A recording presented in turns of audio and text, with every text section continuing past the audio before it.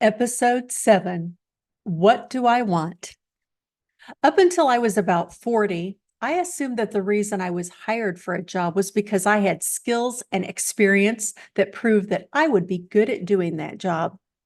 This stemmed from the belief that I was born a bit of a blank slate, but my life experiences, combined with my education, yielded a human who was capable of doing very specific things well. So, of course, when I was younger, the assumption was I provided less value because I had fewer experiences and less training and education. What never crossed my mind was that some of the skills that I possess just belonged to me. They were innate to me. Other folks didn't just automatically have them, as I had assumed, or even have the ability to acquire them in the way that I just breathed them. My friend Susan calls these success patterns. And until I met her, I didn't realize that these were part of the Mary package and that package was priceless.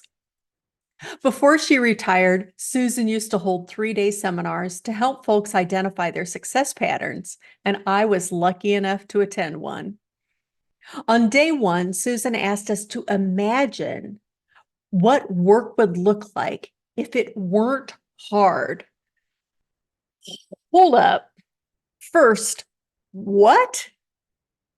What if work were fun? What if it felt more like play? I was skeptical, but optimistic. She asked us to think back on our lives and remember 3 times when we were proud of ourselves.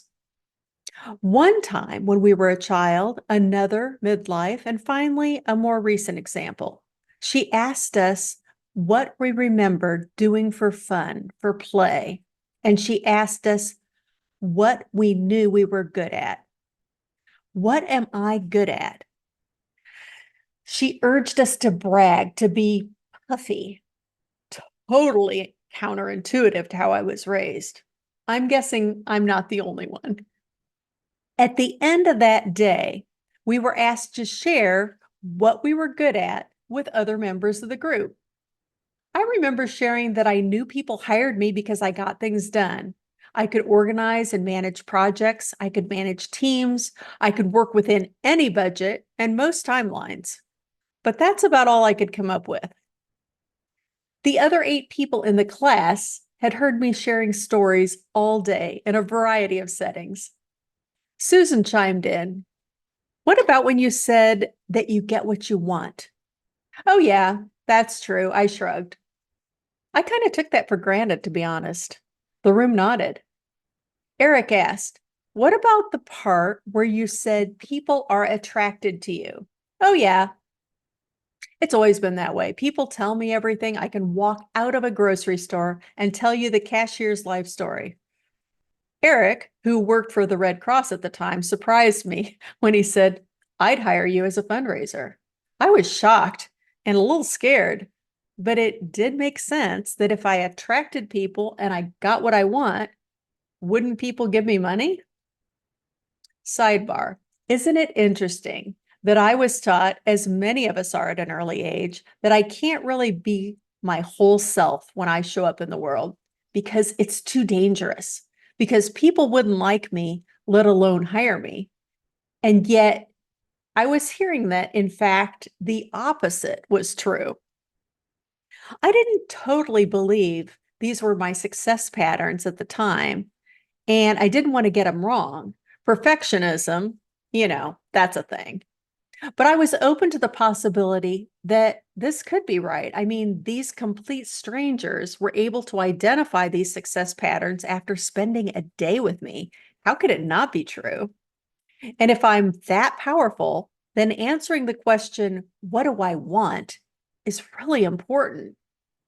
And it's important to be specific because I'm someone who effortlessly gets what she wants. I've asked myself the question over the next couple of days, and it turned out I wanted a lot of things, ranging from a new job to a new home.